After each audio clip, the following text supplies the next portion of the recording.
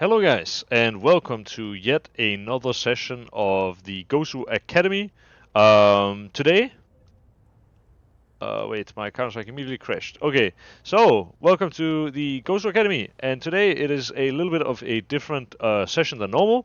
Today we'll be talking about basically how to be a successful IGL, what kind of things you need to know, but also this session will help you if you are not planning to be an IGL yourself. Maybe this will be able to help you accurately rate your IGL, and potentially if you're in a team and judging two different IGLs, you will know who is the better option of the two. That's the goal from this session. If you would like to join future sessions as well, if you're watching this on YouTube, well, then you can do so by using the link in the description. There is 1 month you can try it for free, or basically, I think you have to put your card details in or something like this, but it's money back guarantee. If you don't like it, you can just jump on out. As I just explained to the people here in the academy, I am currently sat alone in the NIP office here in Sweden, and it's because I'm headed to a tournament tomorrow. There might be some CFG issues. There might be, I'm hoping this gets recorded and I can actually use it for something, but on the off chance that I can't, I apologize. Either way, not a regular session by any stretch of the imagination, but I'm sure it'll anyway be very helpful in teaching you things about Counter-Strike. So let me just tap out one time because I also only have one monitor. Let me just make sure that we are actually recording. So this Yes. session will be able to be played back, or no? Yes, well, every session that I do at the Gosu Academy is able to be played back, and I'm surely hoping that this is going to be the case. But since I'm not on my own PC, there is a bigger likelihood that there will be some kind of a technical issue that makes it so the video doesn't work for whatever reason. But I am strongly hoping that we don't have any technical issues because I've just been trying to fix this for the I'm last 30 minutes. recording in case Oh, that anything is happens. extremely sweet. Thank you so much. Yeah, Very that good was help. very- Yeah, thanks so So much. cute. Yes, exactly. All right, so basically, I just want to talk kind of on Mirage. I want to talk a little bit about, IGLing.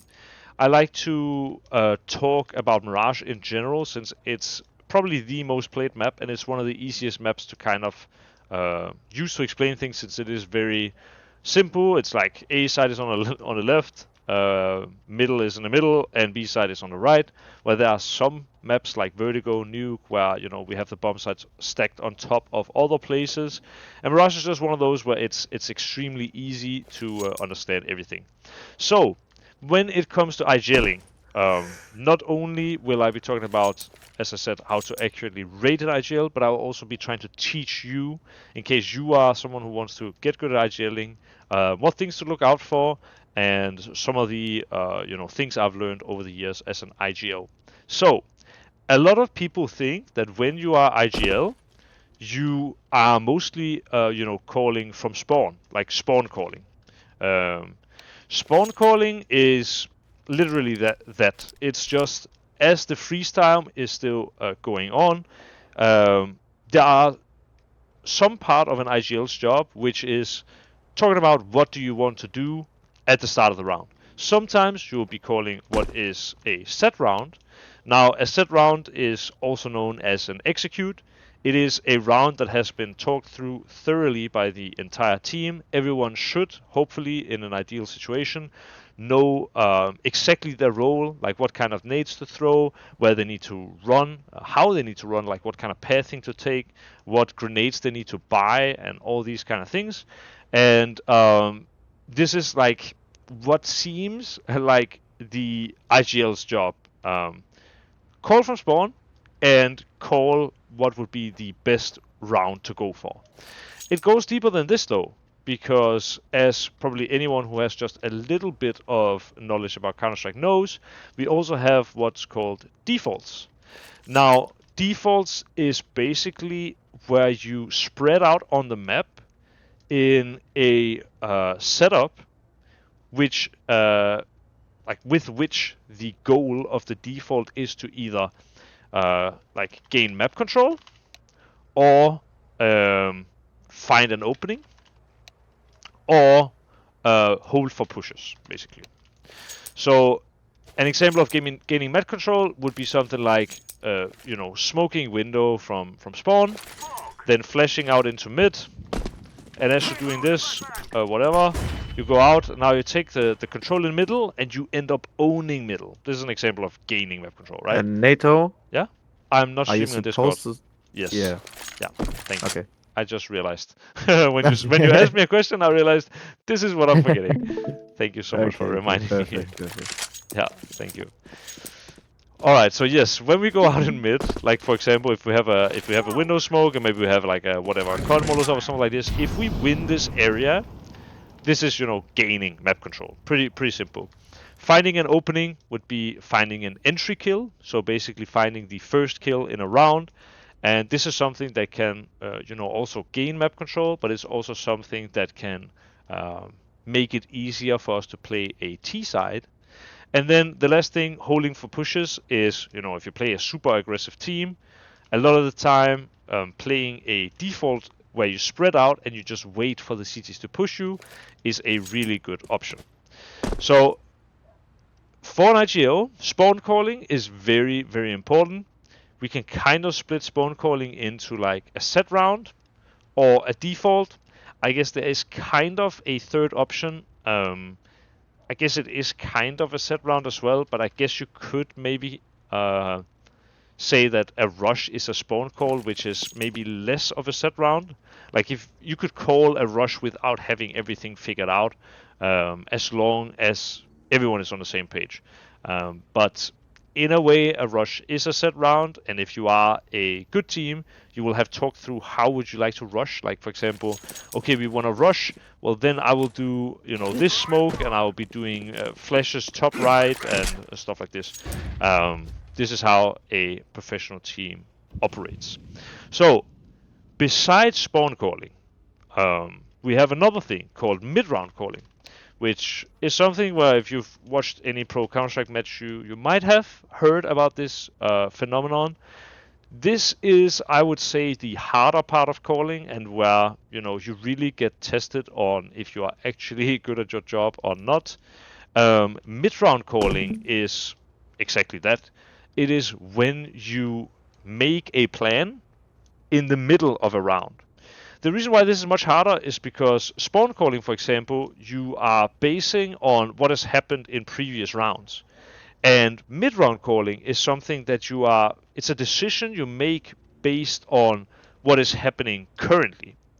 The reason why that seems harder is because it's kind of a split-second decision a lot of the time. It also typically is, how can I say? Sorry, I'm thinking this thought through before I say it. I think mid-round calling. It's very much it's very impactful in terms of how the round ends up. Like let's say we do a set round, we go A, we go up, whatever. We trade 1-for-1, and now we get extremely blocked on A. Like they use a bunch of molotovs, we can always fall back and we can try something new. But with mid-round calling, since it is in the middle of the round, this is typically where you make a decision on how you want to end the round. And that's where, if you make a bad mid-round call and you end the round poorly, you will lose the round. Whereas calling from spawn, not only do you have more time, you are in a, let's call it a sterile environment. You're standing still in spawn. There are no moving parts, and there isn't as much pressure or a kind of feeling of the time running out on you to make your decisions, and so that is sort of easier. So when it comes to mid-round calling, this is kind of something you can do in any given round. If you are spawn calling, for example, and you call a set round, this is what I just mentioned, and maybe you trade 1-for-1, but you get extremely blocked by the CT utility, and you think, okay, this is no longer a good set round to go for. This is when you will fall back to mid-round calling, and you will come up with a new plan. The same if you're playing a default. This is where mid-round calling is absolutely a must, because on a default, you are planning to work the entire map at the same time. And as you are doing this, you want to react off of what information you are gaining. Say, if your teammate on B is playing here and he sees an AWP and a rifle push B, well, maybe this is a good time to take map control in mid, because you now know you are likely not facing against an AWP. Or if the team is heavy towards A, this is the type of round where you could react on A, since you know there won't be an AWP in CT holding you, there won't be an AWP in jungle holding you, and so it is a rifle you are facing off against, which is a typically easier fight. So, talking about the last thing as well, or kind of, I guess we can go through all the three here as well. If we gain map control, let's say, I'll teach you a smoke, by the way. Let's hope that I do it correct. If you go in this side of the trash can, and I believe you aim like this, this is becoming more and more a meta top mid smoke. The reason why this one is pretty good is because you can. This might actually be the wrong lineup. Let me see. I'm not sure if this will work. Maybe I was on the wrong side of the trash can. I don't think so though. Okay, you know what, guys? I don't exactly know this lineup as well as I thought, but basically, there is a top mid smoke that lands right around here. And it's becoming more and more meta because it kind of blocks most of the information, but it allows you to swing quickly and peek on the left side of the smoke. Gives you an advantage. You can look for it, since I don't know the lineup, and I think I won't be able to find it. I feel like it would be slightly higher. Either way, it doesn't really matter. If we would be able to do if we do a window smoke from spawn, and say we do a top gun smoke from top middle, this is an example of, gaining map control, which is one of the 3 goals we have on a default, basically. And as we gain map control, this is when mid-round calling becomes, I would even say possible.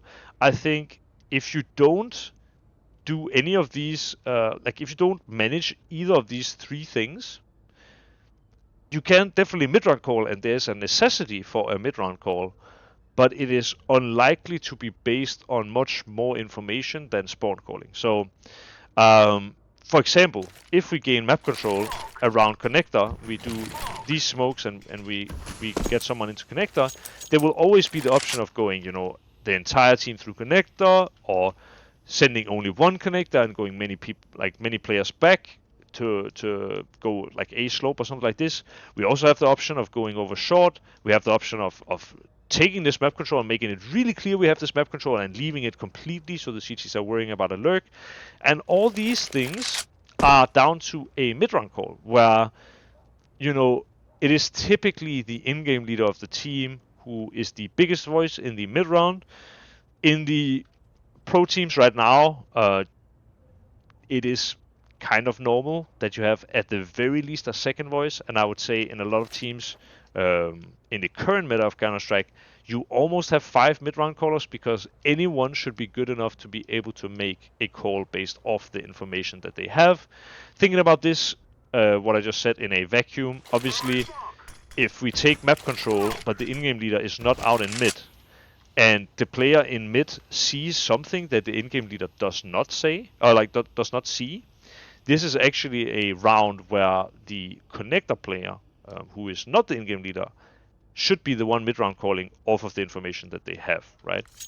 But if no mid-round call is made, I do think that this responsibility falls to the in-game leader. And this kind of map control can help us mid-round call, because when we call from spawn, so basically spawn calling like we talked about, this is when, we are calling based off information we had in previous rounds, or we call off of, I guess, in a sense, we only call off of information in previous rounds. So even if you have like a hunch, like, I feel like they're gonna stack B or stuff like this, it is most likely based on something that happened in a previous round, even if you don't know it. Mid-round calling is where we go and we see what happens in the round, and we make sort of a reactionary call of this space that we take. This is why, gaining map control is part of it. Finding an opening is another example. Let's say like I as rifle, I run over here, I boost my teammate, my AWP jumps on top, he gets a kill on the connector player. Maybe from spawn, the call is something like, let's start 3A, if we get the kill, we can react. And then as we get this kill on the connector player, now the in-game leader confirms the call and says, okay, let's go up A, like react A. And this is an example of finding an opening which allows us to do a mid-round call. The situation has changed, and it is this change that allows us to make a decision that we maybe otherwise would not. If this kill doesn't come through, we're playing a 5 versus 5, and maybe it makes more sense for us to go into a default. Holding for pushes is kind of the last thing I mentioned here, and it is just, if we are going out on a passive default, maybe we're holding for pushes, and now I get a kill of a guy pushing A house. If this happens, there are again a million options that open up. Maybe we think, okay, now we've killed the A player, we would like to end the round on A. But there's also the possibility, just like in every round of Counter-Strike, that we get the kill on A and now we want to end B because we think when we get this kill, the CTs are going to rotate over to A and it gives us more space on B. All this is down to mid-round calling, and it is, again, something that you base off the information that you have in the round. It doesn't always have to be a kill. That is what moves us into kind of the next aspect, which is, funnily enough, not really the IGL's job, but it is something that will help your IGL do better, and that's why it's interesting, I think, also for most players here. Service info is what the players on defaults tell that can make it easier for an IGL to call. Say I am the A player on Mirage, and I'm going close in Palace, and I hear that the early Molotov slope, they naded and they immediately smoked. That's something that's very valuable because it means that the A player now has no more utility. If we are playing a default and my teammates are now working in mid, and I suddenly hear that the jungle player, like the orb probably from jungle, smokes off Palace, this is when I can now count smokes. I can say they've used 2 smokes on A.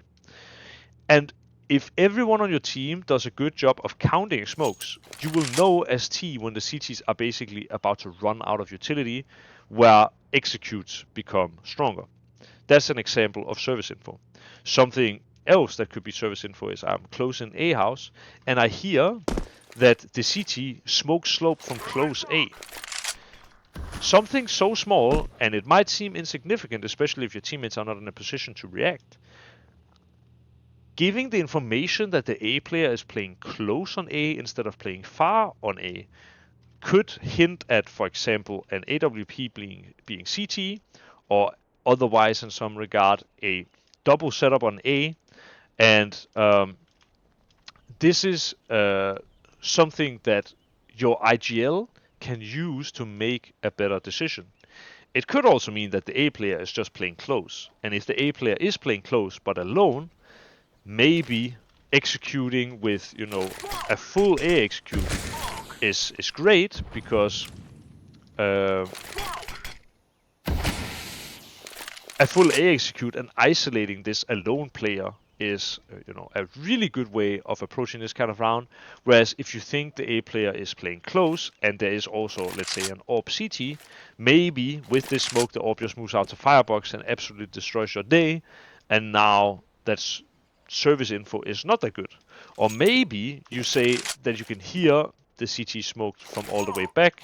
Now maybe your in-game leader is thinking, okay, the CT on A is playing retake, and because he is playing retake, we should go for this, this, and that. This kind of information given by the other players, again, as I mentioned, is what makes mid-round calling easier. The better your players are on on the other positions, basically, the easier it is to call because you will have more information.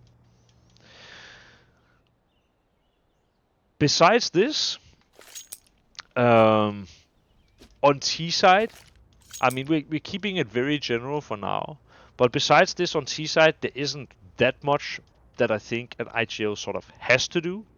But one of the things where an IGL definitely can be like a bigger voice is in rounds where the IGL plays aggressive and dies.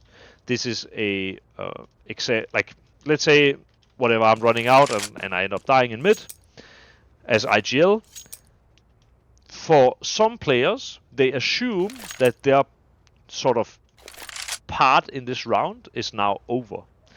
But for an IGL, a lot of the times it can make sense still to stay active in the communication and actually sort of still take over the round as a caller even when you are dead.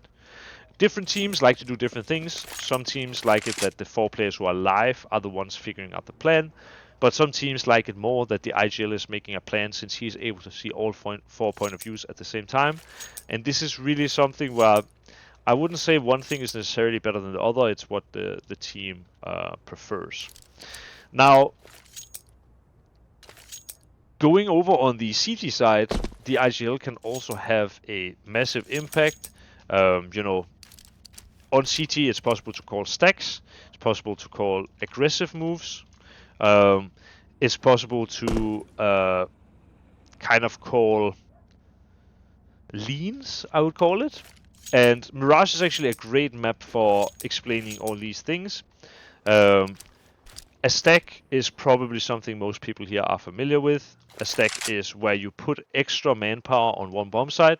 For example, if I as the IGL, I assume that the enemies are now gonna go to the B side, it makes sense for us to have an extra player towards B in the event that I am correct. And then we will have 3 people fighting on B instead of just 2. This is an example of a stack. Obviously, it goes on both sides. You can kind of stack around mid. You can stack around A. You can stack around B. You can stack really where you'd like. Aggressive moves is something that you don't... It's not an expectation, I would say, for an IGL. But yeah, maybe aggressive moves as well is less of a... Maybe more like a team fight. Like... On Mirage, a lot of teams has a full mid fight where the goal is to take all 5 players to mid and shut down mid at the beginning of CT. And this is something that's a lot of the times called by the IGL, but can also sort of be the second voice of the team, of course. And then when we talk about leans, this is something where it is, I guess, kind of a stack as well. I guess a lean is just kind of a half stack in a way.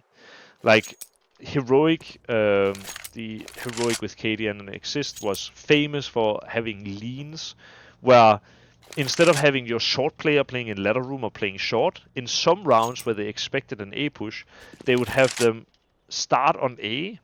And while I understand it's probably natural to ask immediately what is the difference between a stack and a lean, I guess a lean is just where a lean is a half stack in the sense that you start out in that stack, but if the situation changes, you can still move.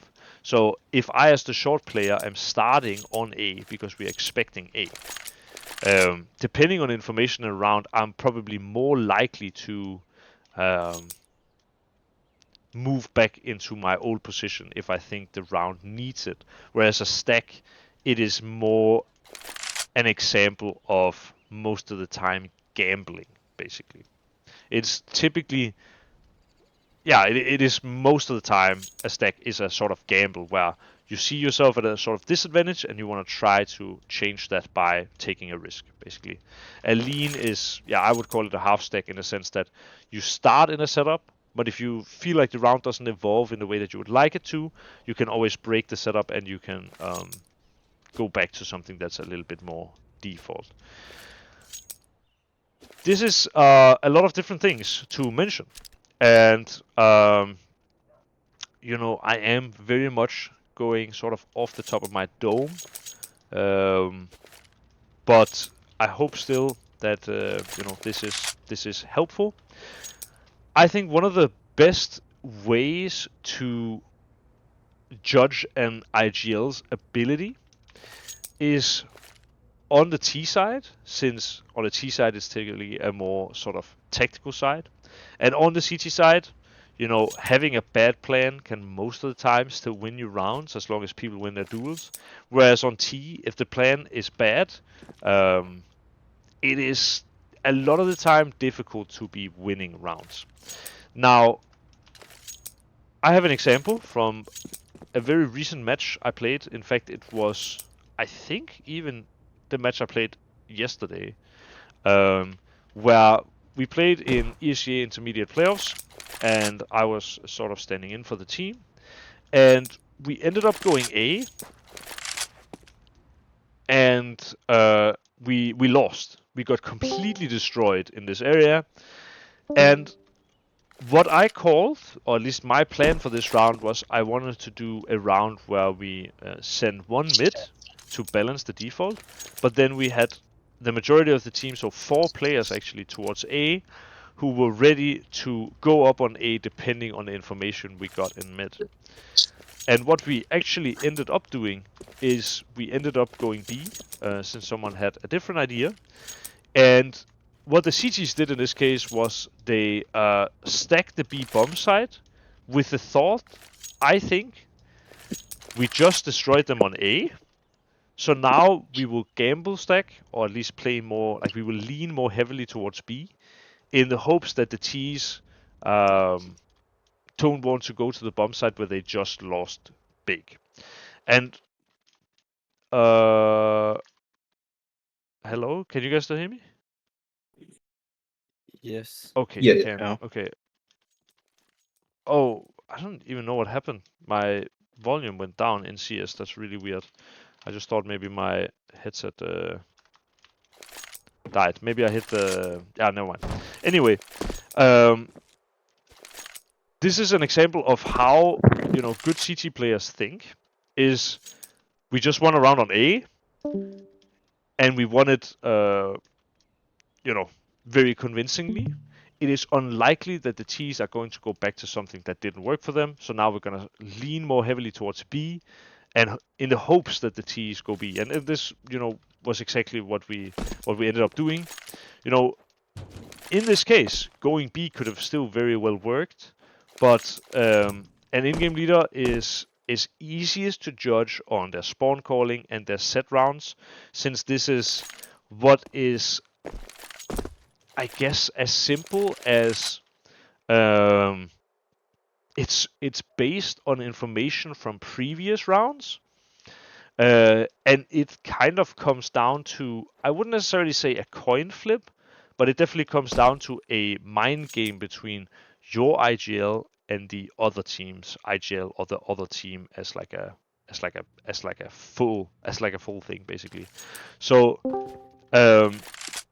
it's easiest to judge an IGL on their spawn calling. You can very easily say, okay, if you keep going into stacks with doing set rounds off of spawn, this is probably an IGL that is, not that great for the team. But what is the much more impactful, how can I say, impactful type of calling, I guess, is the mid-round calling. I think I touched on it earlier. But the reason why mid-round calling is so important to get right is because this is what decides how the round ends. And how can I say, if we assume from spawn that we have 3 options. We have let's go A, let's go mid, or let's go B, right? Well, maybe a professional team will have a playbook, maybe just for the sake of simplicity. Let's say we have 5 A strats, we have 5 mid strats, and we have 5 B strats. Figuring out what I want to call from spawn, if it's a set round at least, is as simple as just understanding, like, okay, do I think they will stack A or B or mid? And this is where I think, spawn calling can sometimes be a little bit of a coin flip. But with mid-round calling, there are so many moving parts and everything is happening in real time. So for an IGL to do a good job mid-round calling, they need to, A, have a good understanding of the game. Two, they have to have a really good overview of where all their teammates are, right this moment. They have to have a really good overview of where are all the enemies right at this moment. And they have to come up with a plan that obviously, changes the win percentage to as high as possible. On top of this, mid-round calling is something that is, I think, very tricky under pressure, since it's easy to kind of second guess yourself, whereas spawn calling is something where it does at times feel like a coin flip, and that's why judging an in-game leader on spawn calling seems easy, because it's very easy to see, as I said, if you go into a stack every round, okay, this in-game leader is making a bunch of poor decisions. But realistically, what makes or breaks an IGL is the ability to mid-round call, because any mid-round situation has 1,000 ways to play it. If you go up A and you get blocked, you can always say abort and fall back. You can also play through it. You can also hold for 1 second. You can also hold for 5 seconds or for 10 seconds or 20 seconds. And then you can go A, you can hold for 20 seconds, go B. It's like there's a million options there. Whereas calling from spawn, it's typically looking at your playbook. What do I want to do? What do I think the opponents are going to do? And finding the right tool, basically. Talking about spawn calling and also talking about defaults. Defaults are a good indicator of a good in-game leader as well, because an in-game leader's job is basically every round to call from spawn. And the easy way out of being an in-game leader is calling a default every single round. Because it is always possible for you to go on a super default round, like how it is on Rush, a 1-3-1, where you have one A player who's either holding or like lurking in this area. You have 3 people who work on taking mid control, and you have 1 player who is playing B house. This is a default tactic which has been tried and tested throughout, I want to say, a million years.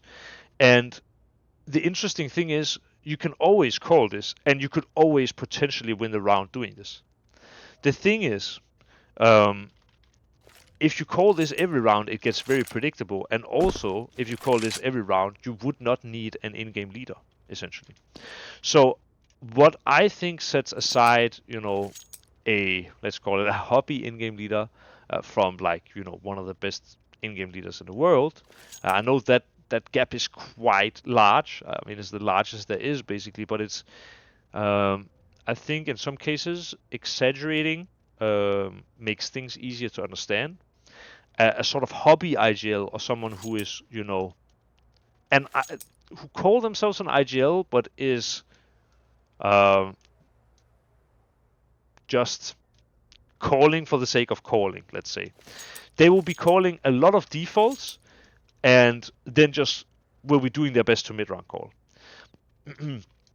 There isn't necessarily something wrong in playing a bunch of defaults, but it becomes a problem when you play the same default with the same goal every time. Now, a good team, a good professional team at least, will have different defaults. Like maybe we have something called an A default, where we start, instead of us starting 1-3-1, maybe we start 3-1-1, and we have 3 players towards A. This is what I told you earlier. Maybe the rifle boosts the AWP, and in the event that the AWP gets the kill, now, because of us starting A default, we are in a position as a team to react by taking A. We are essentially having a 3-on-1 situation, since we killed one of the A players and there's only one left. You could play B default, where you are more heavy B. You could play, a passive default. You could play, fast default. You could play. There's many different variations of defaults, and this is what helps an IGL stay.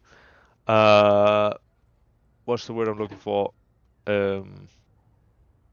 like hard to read, basically. I can't find the word I'm looking for. Unpredictable. Thank you so much. Yes, unpredictable. This is what helps an IGL stay unpredictable, because if an IGL calls set rounds every round, if we always start out the round by going in the first 20 seconds and executing A, this is easy to block. And if you wonder how to block these kind of things, or how to play against a team that plays a lot of set rounds, I really recommend going and watching my terrorists Diamond video. It is on the second channel as well, and it's also a Gosu Academy special. This will help you understand why calling set rounds every time is bad. But this is why, as an IGL, a top IGL, you will be not only changing your playstyle from set rounds to default, you will also be changing the pace from fast to slow. And this is where defaults come into play. If Ts would always call set rounds, if executes were unbeatable, it would be very predictable. And the CTs, have counters to this, which is, for example, using their grenades early in rounds. But if you mix up your set rounds with playing defaults, you become far more unpredictable. And also, the CTs can no longer know if they should use that grenades fast or slow, because if they every time use it fast, and my T team, where I'm the IGL, starts playing, a lot of slow defaults, the CTs are wasting your utility for no reason whatsoever. So, understanding as an IGL when to use a set round and when to play defaults is extremely important for success. Again, want to refer to the Terrorist Diamond. I think potentially the greatest Counter-Strike theory that I have made, and I've made quite a few. But on top of this as well, understanding calling defaults with a goal is what really sets apart a good or bad IGL, because anyone can realistically say, let's go and play default. Or if they don't have an idea, just say, play default. Anyone can do this. You don't need, a genius to do this. But if you are the type of IGL who says, let's play a mid default and let's leave someone in ladder room, just by changing that from being, let's start the round by doing this, and changing that to, let's start the round by doing this, and try to use our start to get space in a certain area, that is when, you take definitely a step up the in-game leader ladder. And the reason for this is very important. We talked about this kind of coin flip where, you have A, you have B, you have mid. And calling set strats, executes, stuff like this, it is, in some sense, a coin flip. Changing it up with defaults is what allows you to balance your set rounds. And being able to call defaults with a goal of taking area in a certain space means that you actually can play defaults but still play that coin flip. So, for example, if I, from spawn, am thinking, I think the CTs are going to have a lot of focus on a side in this round. Or I think the CTs are going to be playing heavy sides, right? Then calling a mid default is a great option. Then I can take that one step further. If I think about it, okay, they are playing heavy sides, then I can say, do I want to go A or do I want to go B? And that's when I can say, guys, let's do a mid default. I want to leave someone ladder, and let's end B. Then it is almost like calling a default, which is a set round, or at least you are calling from spawn something where there is a clear idea for how you want to end the round. For you to do this, either you have to say it without having any fucking clue, which is really unlikely, or you are saying this because you have a feeling about how the CTs are going to set up in this round and how you can abuse that fact. Now, this IGLing is obviously one of the biggest things in Counter-Strike. I would argue, while we have your AWP players and your star players, you have your donks, your Saivus, and everything like this, they are almost nothing I would actually say there are nothing without a good IGL to back it up. Any star player can look bad if the plan is bad. And that's why a lot of the things that we go through in the Gosu Academy is something that relates to this topic. So with that said, I want to, mention even more sessions that you can rewatch since we have been covering this pretty, extensively. I believe actually the first session I ever did on Gosu Academy was talking about Mirage and the connection between A and mid specifically. But what we also talked about was the different phases. I see Mirage mid as a map where, phase 1 as a T is going out and getting the boxes or getting, mini Delpan or potentially getting Delpan. This is where you're having the back of mid. The second phase is when you do grenades that allow you to take further space. Something like doing a window smoke and a deep jungle smoke, or a window smoke and, a con smoke. These are grenades that allow you to start working the deeper space in mid. And this is what I consider phase 2. Phase 3 is when you actually get one of the advanced positions like either top con or inside ladder room. And the reasons why these positions are so important on a map like Mirage is because they are, I guess what you can call swing positions. If my team is going A and I'm in ladder room, I can potentially kill short, but I can also kill jungle. This allows me to give my teammates a backup plan.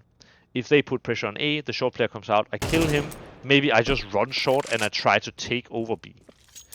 If I'm up in top con and I'm playing here and my teammates now are hitting B, it gives me the opportunity to obviously kill short if someone is short, which is like super unlikely if I'm up top con here. But also, it gives me the opportunity to kill anyone rotating from A. I can kill them, and I am again a sort of backup plan for the for my teammates here. This is why playing defaults with goals of, for example, taking connector control or taking ladder room control, it is what allows you to split effectively. And what is so interesting about Mirage is that, both of these positions allow you to go A. If you have someone ladder, you can kill jungle. If you have someone con, you can hold short potentially in a headshot angle, or you can play down in mid, or you can do all these things. And so having someone ladder room or having someone having con control is an advantage no matter which side you hit. And that's why playing defaults with a goal on Mirage is extremely good.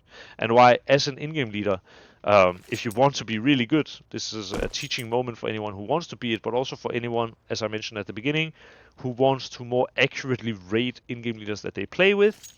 Having an in-game leader who calls a default, that's easy. Having an in-game leader who calls a default with a goal in mind, that's when you take it to the next level, and that's typically a indicator that the IGL you're playing with is quite good. Talking about mid-run calling again, because this is one of the other parameters. I want to recommend. I don't remember exactly the name. Actually, I think I do remember the name. We had a Gosu session called Common Reactions in CS2 or something like this. And it was a session where we just talked about on some of the maps, when something happens, what is a really normal thing to call mid-round as a reaction. Like, for example, if my teammates step up, we kill the CT guy. If we think that this was the only A player, we can know that everyone is on the right side. And so one of the really normal things would be flashing stairs. This is a super strong piece of utility because it takes, the con guy, it takes the stairs guy, could potentially take the jungle guy if he's trying to push, but also it allows you to get into the apex corner where we can set up with nades, do top con, do deep jungle, Molo. The Molo is good. And so these are, this is an example of a really common reaction. Which is, part of mid-run calling. Different IGLs have different styles, and this is also something we need to cover. Like, when I played in this team called Nordaven, which later became 00 Nation, I had teammates who, in any case, basically, where we got an opening kill, they wanted us to aggressively react. I got a keyword for this called domino, and domino is something you can say with your teammates when you want to react. Imagine a domino is like the first what do you even call it? Like the first domino piece falls down, and it makes this chain reaction of keeping on going, right? Keeping up the momentum. It's the same if we kill this player CT, we can say, oh, let's go, domino, domino, and then everyone knows, okay, we want to use this kill to take further space and try to take more duels. A little bit of a sidetrack, but this is at least how some IGLs choose to do it. Almost every time you get an opening, the common reaction to them is, let's try to use this kill to open up the map and take further space. While there are other IGLs that will go up, they will find this kill, and they will say, okay, freeze now. And then we play slow, we play with the advantage, we go back, we make a new plan, and then use the advantage without losing it in a very well thought through manner. Now, to me, one is not better than the other. It's different styles, and both definitely work. In this team, my teammates always want to do the domino, and I personally wanted to always be the one getting an opening and falling back, thinking it through, and doing something. Now, yeah, I kind of wanted to ask, but at the same time, I think the answer is pretty obvious. Is it good to always do domino? Is it good to always freeze and fall back? The answer to that is no. Again, a good in-game leader stays unpredictable and changes up everything from, do we play set rounds, do we play defaults, do we play a slow default, do we play a fast default, do we play, an early set round, do we play a late set round? All these things, it's extremely extremely deep, and that is why in-game leading is something where there's so much thought that goes into it, and there are so many things to consider. But I'm hoping that with this session, I at least am mentioning some of the things that will be helpful, not only in terms of understanding team composition.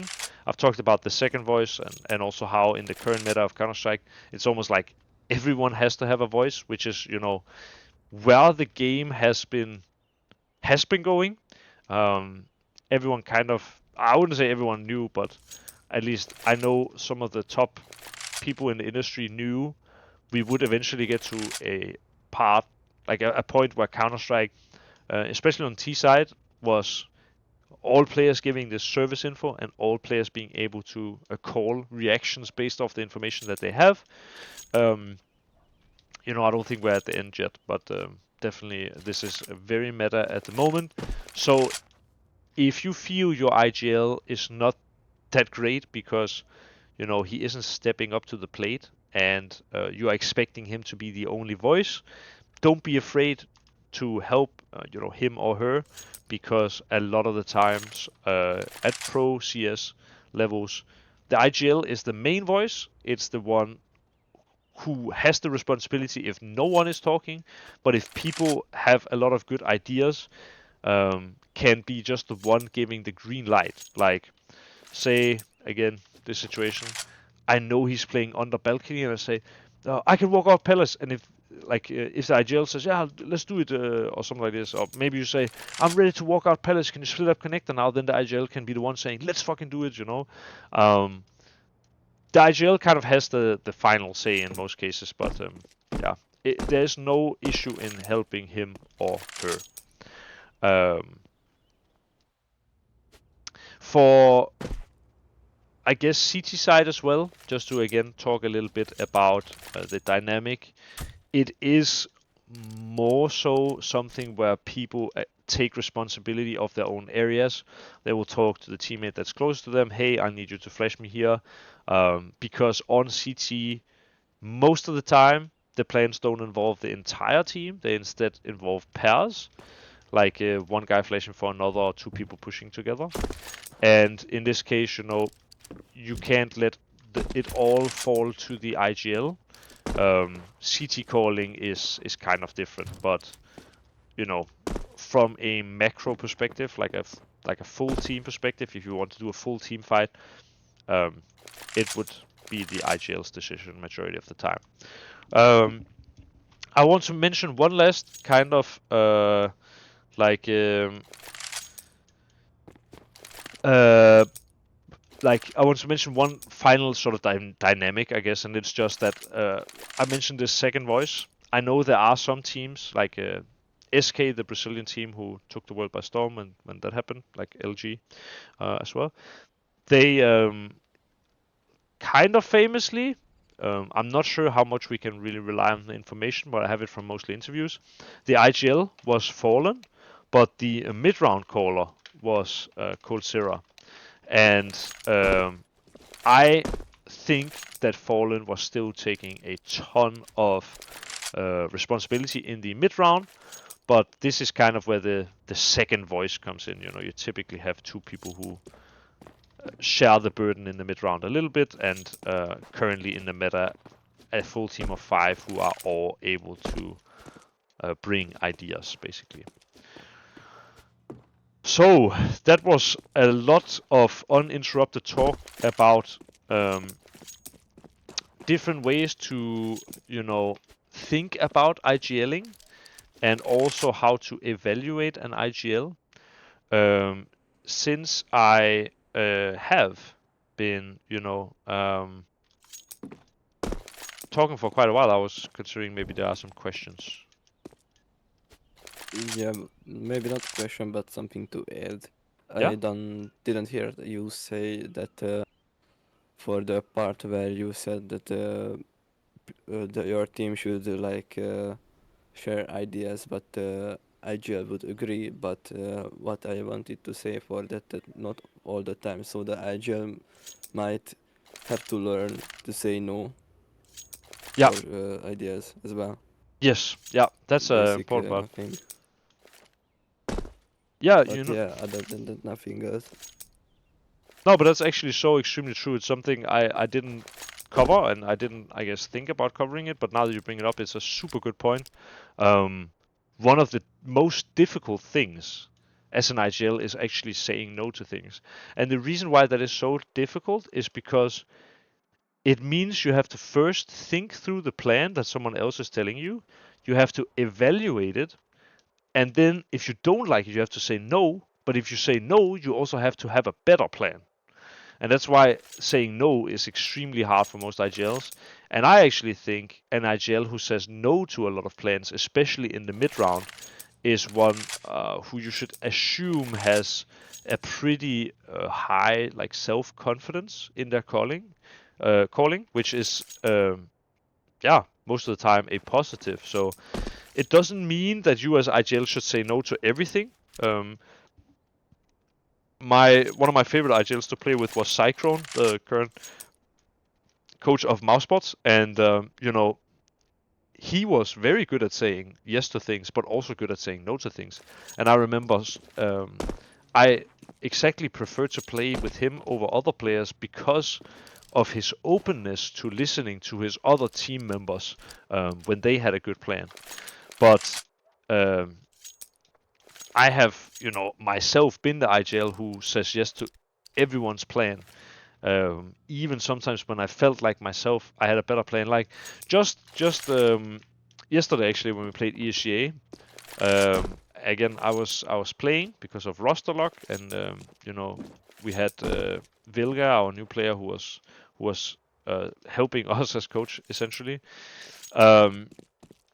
She mentioned like, okay guys, I think they are going to be playing heavy mid now, so we should probably be doing like a setup around mid and stuff like this. And I remember in that moment, even though I was kind of not IGL, thinking like, this just doesn't sound right to me. I think they're going to play heavy sides. Instead, I kept my mouth shut, and they ended up actually popping on a side immediately.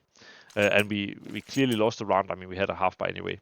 The point of my story is just that you know, this was an example of me actually feeling like I had a better read and I knew it, but I was afraid to speak up. And you know, I don't think it cost us the round because we probably would have lost either way, but it cost us the opportunity to have, you know, a chance to win the round.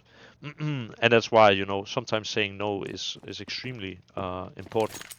So yeah, it's a really good point you brought up. I'm really happy you said that. Yeah. Any other questions or things people want to add?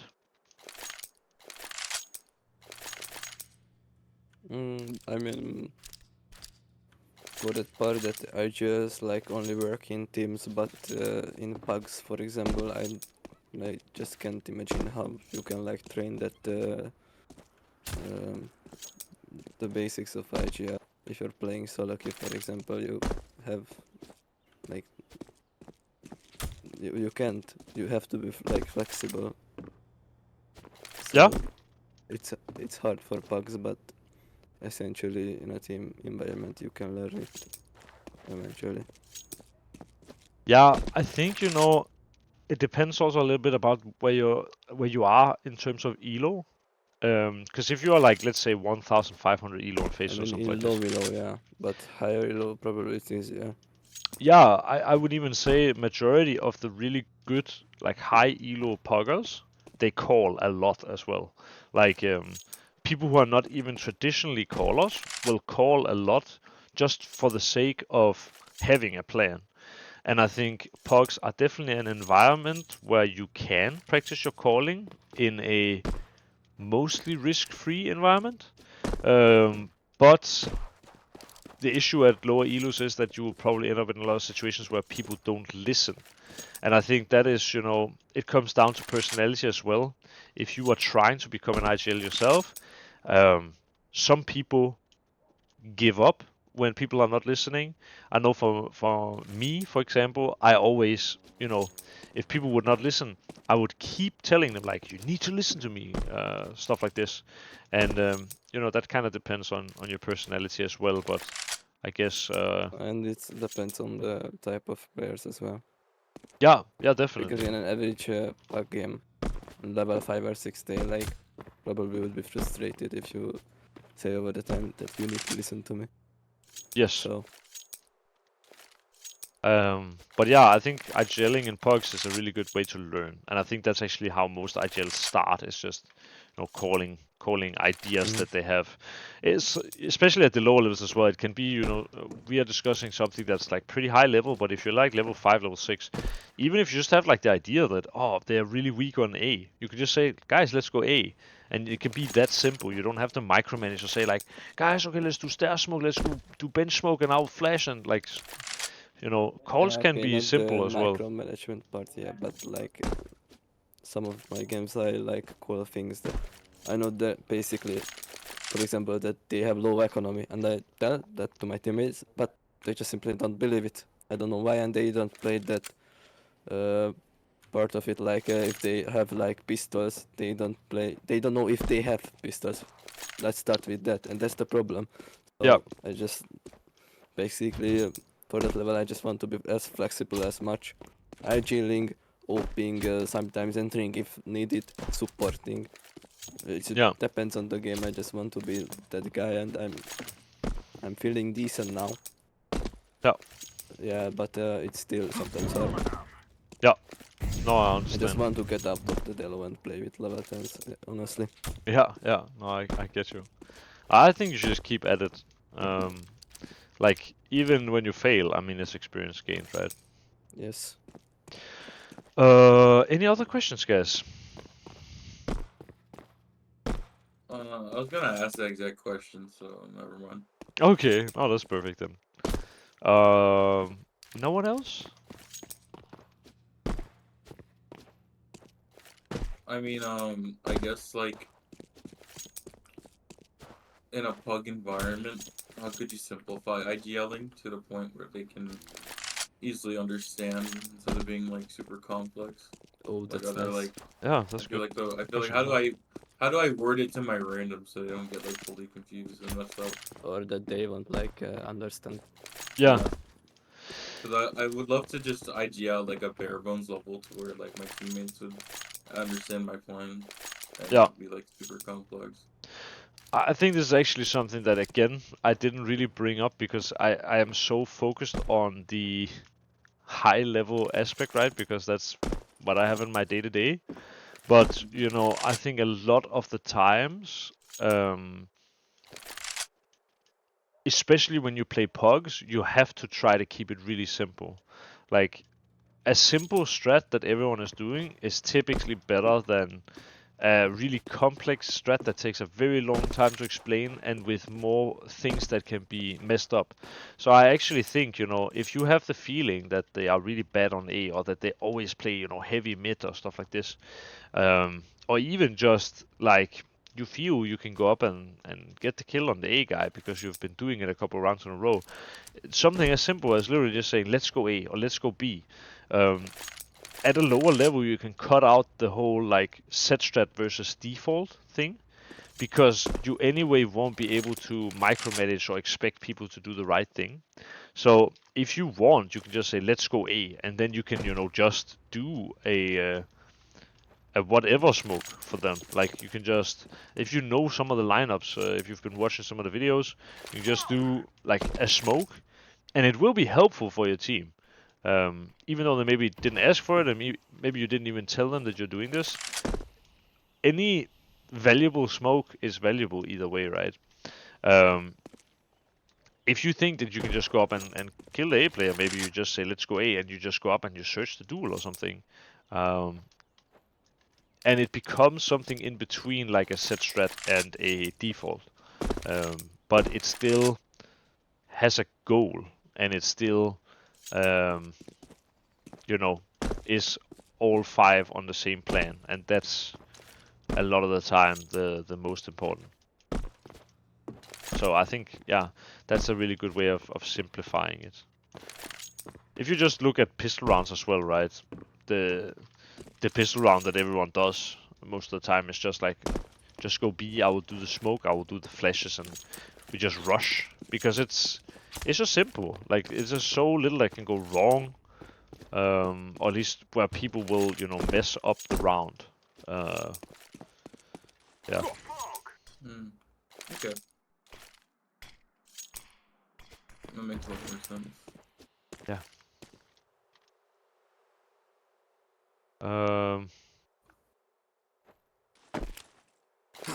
Any other questions? I don't think so.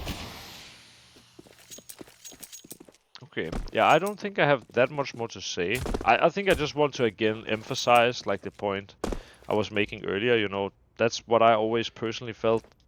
Why I think Kerrigan is the best in-game leader I've ever played with is his ability to change things up. You know, go from fast to slow makes him super unpredictable, and I think, you know, it's like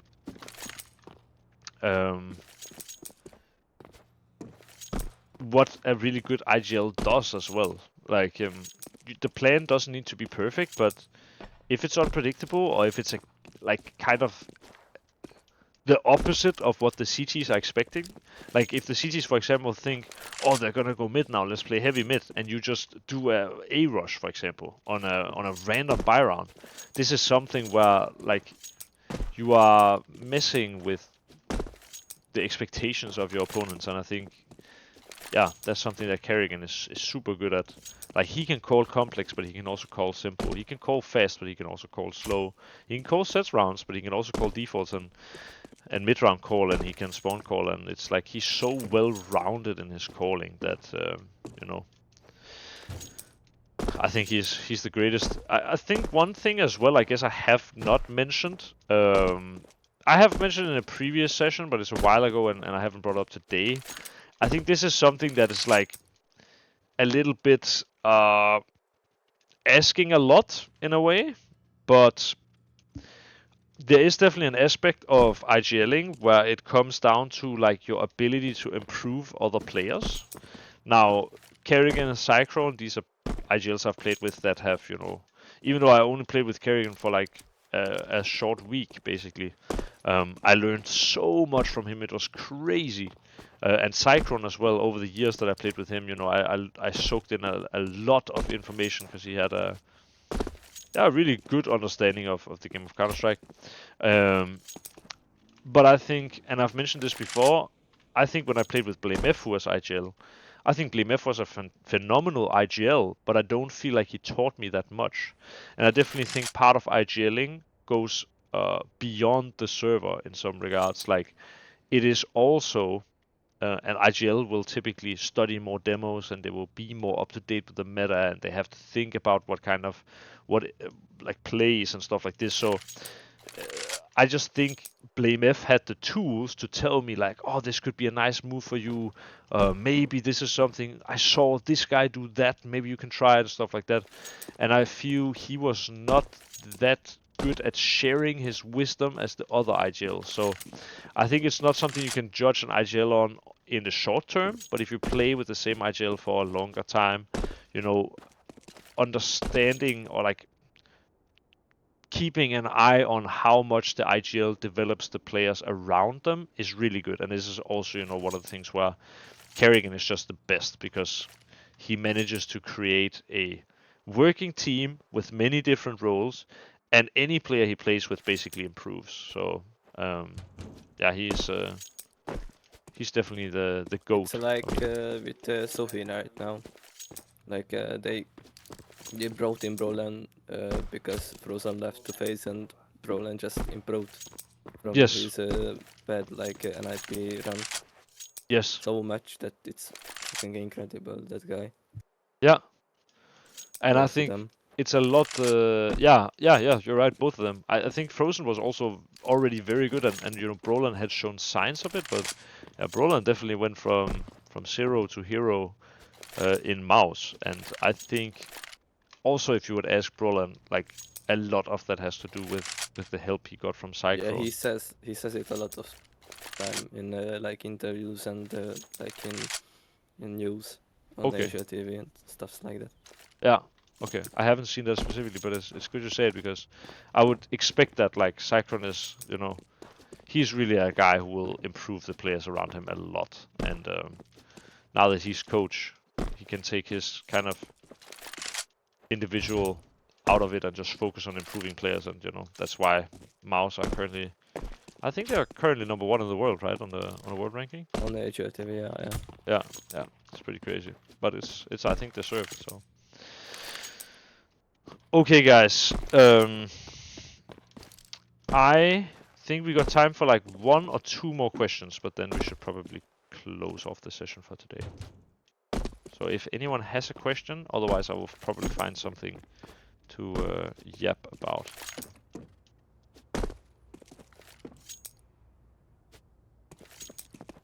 Okay, maybe I will do some professional yapping. So I Yep, guess about something. one last thing that I can that came up to me now is one part of an IGL's job as well is, you know, creating new stuff. Now, on a map like Mirage that has been played so much, we are almost out of things to find. But there are definitely, you know, the map pool is changing from time to time, and now recently we have a changed vertigo, right?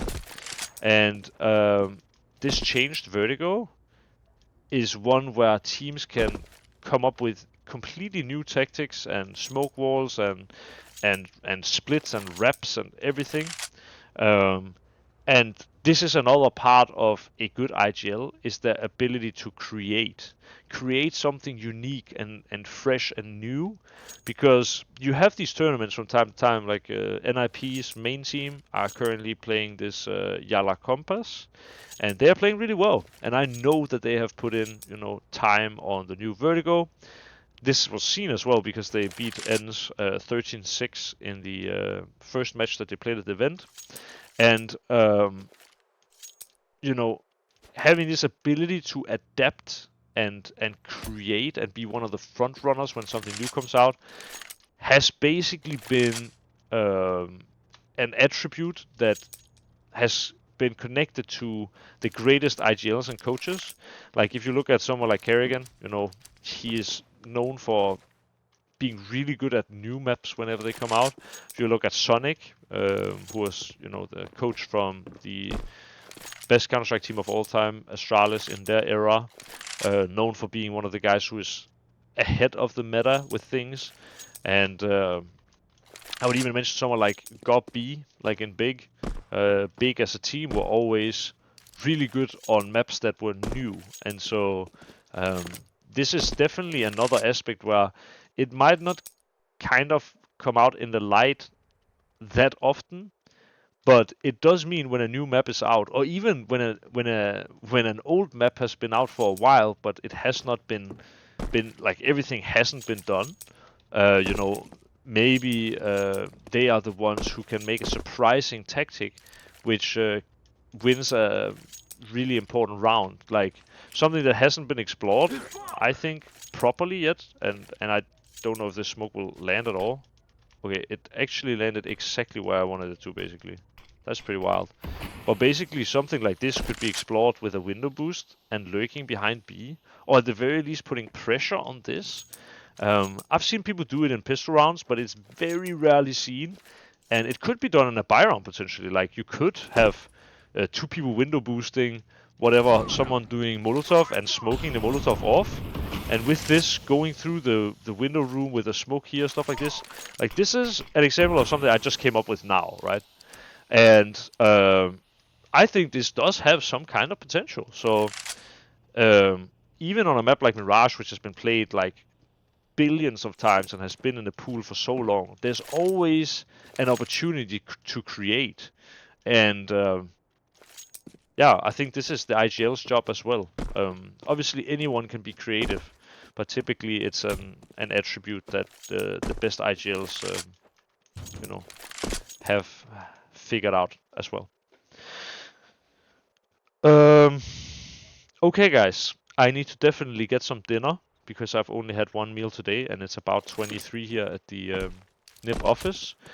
I want to thank again everyone who came to the session, and I hope it was helpful and that you learned something by watching this. As always, for the people in the academy, you know, you can write me in DM or you can join the next session and tell me at the start of the session what you would like us to talk about, and this is very likely to be a topic we will actually cover. I want to mention once again, if you are one of the people watching on YouTube and you would like to join the academy, I can just highly recommend trying it out for the month with the money back guarantee. At the very least, if you don't like it, you can get your money back, and if you do like it, you know, I think you will love it. So yeah, thank you so much for watching, guys. Thank you. for your Thank time. you, Naito.